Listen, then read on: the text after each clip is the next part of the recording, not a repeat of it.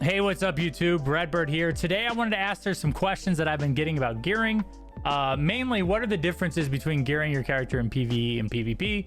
If you only want to do PvE, what do you need to do? If you only want to do PvP, what do you want to do? And maybe if you focus on both, if you want to do both, what should I do?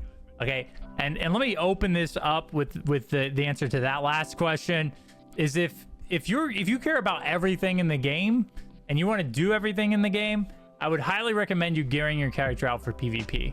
PvE, while you can get a lot, more efficient in doing your PvE activities, such as like solo farming and group dungeons, etc., you're going to be able to complete all of this stuff with PvP gear. And the main reason is, and we're going to look at this later on in what it looks like to gear out for PvE.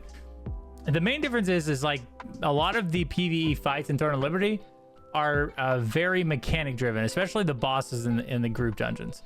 So as long as you're able to do the mechanics, you're not going to be taking a lot of damage, and therefore like you don't like really need to pump as much damage as you can, because as long as you do the mechanics, you're going to complete the fights. Okay, so if you care about everything in the game, you want to do everything, you want to experience everything, I would focus on gearing for PvP, because as you'll find, gearing in PvP is a lot more difficult and a lot more like necessary as opposed to PvE. All right, so next let's look at the different stats that you're going to find on your gear and why they're important. For the sake of this video, we'll call them primary stats and secondary stats. Primary stats are strength, dexterity, wisdom, and perception. Not only do these have bonuses for increasing these stats, but you also get an increase to your substats every time you increase them. Most importantly, though, about primary stats is that they increase your base damage. Base damage is important throughout the entire game, because this base damage is what helps scale your skill damage and your skill effectiveness. Okay, so secondary stats are basically everything else that we're going to talk about in the game, such as crit hit chance or evasion or cooldown speed. These are all secondary stats that are affected by your primary stats, but you can also level them up individually with your gear and your traits on your gear.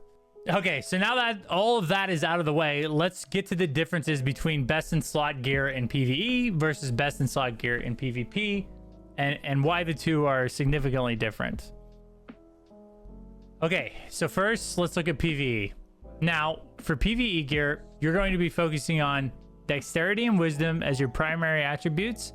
And for secondary attributes, you're going to be looking for crit hit chance and heavy attack chance on your armor, or your weapons, excuse me.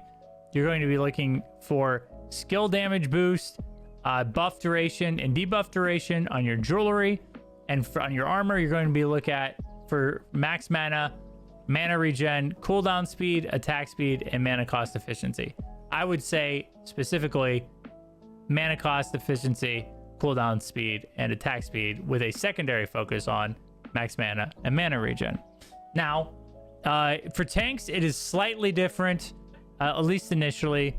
You're going to want some strength and some hit points, as you're going to be primarily soaking the most damage of the group. But of course, as you get more and more skilled as a tank, you'll be able to lean more into dex and wisdom as well. Now, specifically with dex and wisdom, you're going to be wanting to hit the 60 dexterity threshold here on dex, and then the 50 wisdom threshold, which will give you cooldown speed. Okay, these are extremely important for effectiveness in PvE, because not only do they increase the overall damage you're doing by increasing your base damage, but they're also giving you a ton of crit hit chance here, a lot of max mana, cooldown speed, and buff duration here. So, like I said before, this piece of gear in PvE is probably going to have wisdom or dex on it, and then it's probably going to have, for armor, it might have like dexterity, attack speed, or dexterity, mana cost efficiency, or wisdom, cooldown speed. Okay, let's take a look real quick at an example of this gear in PvE. Okay, so the swirling essence hat has wisdom, cooldown speed, and then for a trait, it also has cooldown speed. So a really good piece of gear. I often use this as like my 5th piece of gear or armor in PvE. Which brings us to another important part about PvE gear is your set bonuses. There are a ton of very useful set bonuses in both damage dealing, healing, and tanking that can significantly improve your build as well, such as the Ascendant Guardian set for healers. The 2-set bonus here provides even more cooldown speed, and the 4th set bonus reduces skill hill increase by 25. So, you know, on top of getting the primary and secondary stats that we were talking about, you also want to look for a set that is going to provide you with a decent set bonus as well. Okay, so now that that's out of the way for PvE, let's look at PvP. PvP, for the most part, your primary focus is going to be picking one of the 2 of these protection substats, which is evasion or endurance, and stacking this to an effective level that can provide enough defense for your character to live through combat. So PvP gear, oftentimes you'll hear a lot about stacking evasion to evade melee evasion or to evade range evasion. These are the most important parts about PvP gear, and why trading your PvP gear, specifically your blues and into your purples, is so important, because a lot of these secondary stats are found on traits. Okay, not only that, but you're often going to find that your BIS PvP gear is also going to have one of these, either endurance or evasion, in the static attributes as well.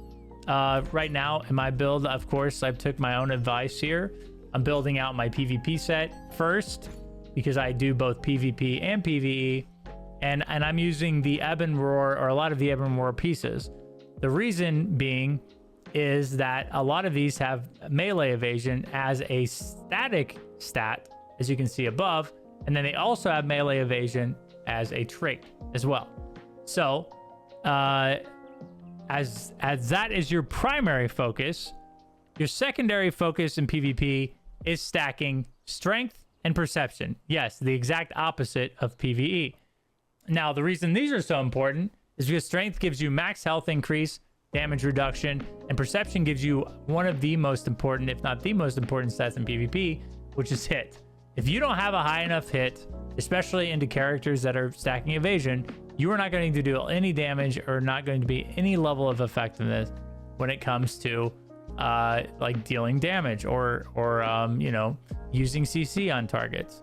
So this is why in PvP we kind of change our focus from dexterity and wisdom to strength and perception. Now, I will say in PvP, especially for damage dealers, once you get to a certain level of hit, you're definitely going to want to pump into dexterity as well and get your crit hit and your bonus damage, so like 40. So here, most of the time in perception, you want to try to hit like the 60 perception range. Strength, you could want to even sometimes go to 60 strength, and that doesn't leave a lot of room for other stuff. So you may be able to get to like 30 or 40 dex at max at that point.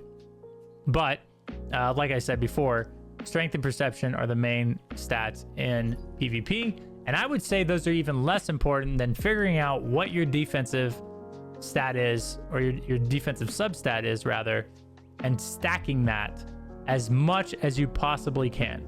Because the more effective you are with defense, the more likely it is that you're going to win a skirmish or to be effective in these large scale fights. Okay?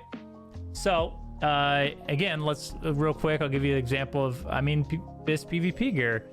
What that looks like in Throne of Liberty. And I just happen again to have some of this gear on me because I'm building my character out. So this piece of gear has perception and has melee evasion. For me, for a healer who is going to be at range, who's going to be dealing with a lot of tanks trying to come in and CC me, this gear is perfect for me, and it's why I include this in my my BIS PvP set. Same for this cloak. This has ranged evasion, and it also for the traits on the gear, I get debuff duration and skill damage resistance. Similar to PVE, skill damage boost and skill damage resist is important, but skill damage resistance is also important as well. Yeah, weapons in PvP versus PvE. I know we haven't talked about a lot about those yet. They're basically the same. I mean, weapons that are good in PvE are probably also good in PvP, and vice versa. Like this staff right here is best for my build because it has strength and perception, the two most important things about PvP, and it has cooldown speed, another extremely important thing for healers as well. Okay, hopefully this helped. I've recorded this video, like, I'm not even joking, like 20 or 30 times to trying to make the information like useful and digestible to someone who might listen to it. And I don't even know if I succeeded. It's like midnight. I've made, like, again, 30 or 40 cuts to this video, and I just pray that it's helpful to you. It answers some of your gearing questions, so maybe then you can go off and make good gearing choices for your build as well. Again, guys, thanks for watching. I really appreciate it. Let me know in the comments below if you want more content like this, explaining like the steps of gearing. Maybe the next one we could do is like explaining how to move from like green to blue to purple gear in the game, or what the most effective ways to do so are. Thanks for watching again, guys. I really appreciate it. Let me know in the comments below how bad this video sucked, or how unuseful it was, or maybe it was useful. And then obviously you can say that too. Thanks for watching. Like, subscribe. Peace.